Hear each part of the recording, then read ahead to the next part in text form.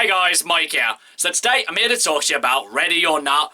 In this review I'll be going over a brief summary of the plot, my quick thoughts about the film and whether or not you guys should go and see it. So I'm going to try and keep this review spoiler free. However, if you don't know anything about the film and you want to go completely blind, then it's just come back to this video once you've seen the film. So with that, let's get started, shall we? He wanted to get married. No, I'm sorry. I'm sorry.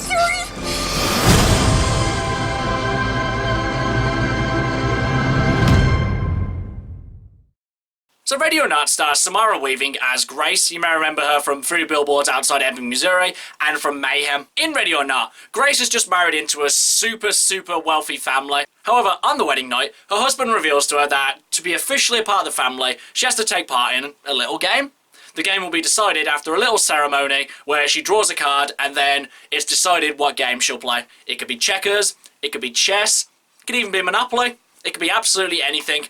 And the only thing is that she just has to play it, and she either has to win or lose, and then she's part of the family. However, she ends up drawing the hide and seek card, and naturally, thinking nothing of it, she asks them, what are the rules? And they say, you have to pretty much hide until dawn. And then she tries to find a hiding spot, but little does she know that her family are now trying to kill her.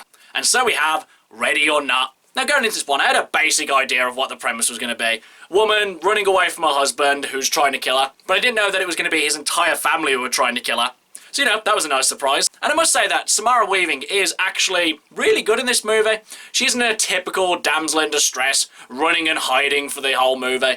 When she can, you know, she fights back, and it wasn't really annoying when she was screaming because it was more like a warrior's wail than it was just a scared girl screaming. So, you know, it definitely helps for movies like this when you have a likeable lead. But as well, I did have to kind of look something up after this movie was finished. I did have to see whether this movie was a comedy. And after looking it up, I did find out that this movie does label itself as a comedy. Because it was really weird because there wasn't really that many people who went to go see this movie in the theatre that I went to go see it in. But I found I was the only person who was laughing hysterically at this movie.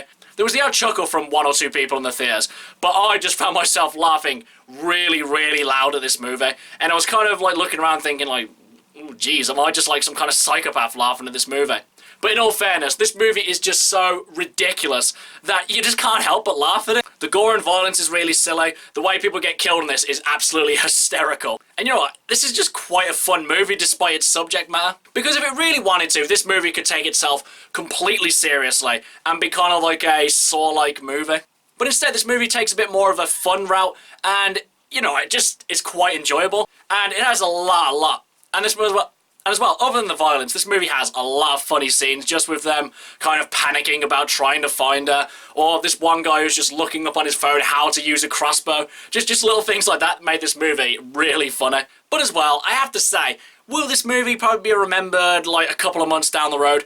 Probably not, but you know what? Despite what this movie is, it was actually really enjoyable. Overall, guys, there's not really much I could say about this movie. The lead's likeable, it's really silly, it's really goofy, and it's, you know, quite an enjoyable movie despite its subject matter.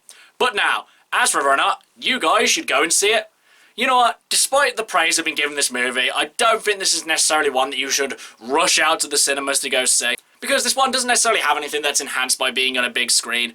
And, you know, despite actually quite enjoying this one, I can't really recommend that people go see it. Especially if you're someone who only goes to see 1 or 2 or maybe even 10 movies a year. However, if what I've said about this movie makes you want to go see it, then by all means go see it. Just, if you're a little bit squeamish, I imagine you probably won't like this movie. But if you're not, enjoy.